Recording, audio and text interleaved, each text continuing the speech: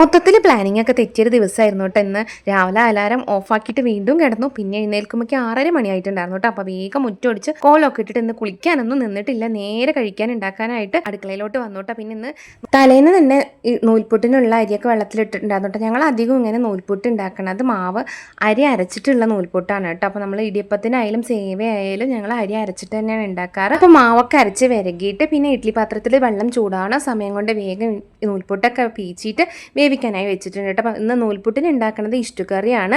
അപ്പോൾ ഇഷ്ടുവിനായിട്ട് നമ്മൾ പച്ചമുളകും സവാളി ഇഞ്ചി ഉരുളക്കിഴങ്ങൊക്കെ ഒന്ന് അരിഞ്ഞിട്ട് ഉപ്പിട്ടിട്ട് വേവിക്കാനായി വെച്ചിട്ടുണ്ട് കേട്ടോ. അന്ന് 2-3 വിസിൽ വന്നതിന് ശേഷം തേങ്ങ അരച്ച് ഒഴിക്കുകയാണ് ചെയ്യാറ്.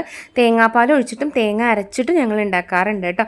പിന്നെ ഇഷ്ടു തിളച്ചിട്ട് ഇറക്കണ സമയത്ത് കുറച്ച് പച്ച കറിവേപ്പിൻ്റെയും പച്ച വെളിച്ചെണ്ണയും കൂടി ഒഴിച്ചിട്ടാണ് കേട്ടോ ഇറക്കാറ്. പിന്നെ അതൊക്കെ ഒരു പാത്രത്തിലോട്ട് മാറ്റി വെച്ചു. പിന്നെ അപ്പോഴത്തേനും ഒരുപാട് പാത്രങ്ങളൊക്കെ ഒന്ന് കൂടിയിട്ടുണ്ടായിരുന്നു കേട്ടോ. അപ്പോൾ ഇന്നൊന്നും പാത്രങ്ങളൊന്നും ഇടയിൽ കഴുകിയിട്ടില്ല. എന്താ വെച്ചാൽ നന്ദുട്ടി 7:30 ആകുമ്പോഴേക്കും പോകണം. അപ്പോഴേക്കും അവൾക്ക് ബ്രേക്ക്ഫാസ്റ്റും ലഞ്ചും ഒക്കെ ആവണമല്ലോ. അപ്പോൾ ഇന്ന് ലഞ്ചൊന്നും ആവാത്തതുകൊണ്ട് നൂൽപുട്ട് തന്നെയാണ് കേട്ടോ കൊണ്ടുപോയിട്ടുണ്ടായിരുന്നത്.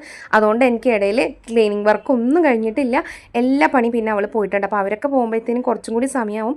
അതുകൊണ്ട് ഞാൻ നൂൽപുട്ടൊക്കെ കാസ്ട്രോളിലാക്കി വെച്ച് അപ്പം ഉണ്ടായിരുന്ന പാത്രങ്ങളൊക്കെ ഒന്ന് കഴുകിയിട്ടോ. പിന്നെ പോയിട്ടാണ് ഞാൻ കുളിച്ചത്. പിന്നെ നന്ദൂട്ടി പോയി കഴിഞ്ഞാൽ പിന്നെ എനിക്ക് കുറച്ച് ഫ്രീ ആണ്. പിന്നെ അവൾ പോയതിന് ശേഷം പോയി കുളിച്ച് വന്നു. പിന്നെ വിളക്ക് വയ്ക്കുക, പിന്നെ ബെഡൊക്കെ ഒന്ന് ക്ലീൻ ചെയ്യുക, അങ്ങനെയുള്ള പരിപാടികളൊക്കെയാണ് കേട്ടോ.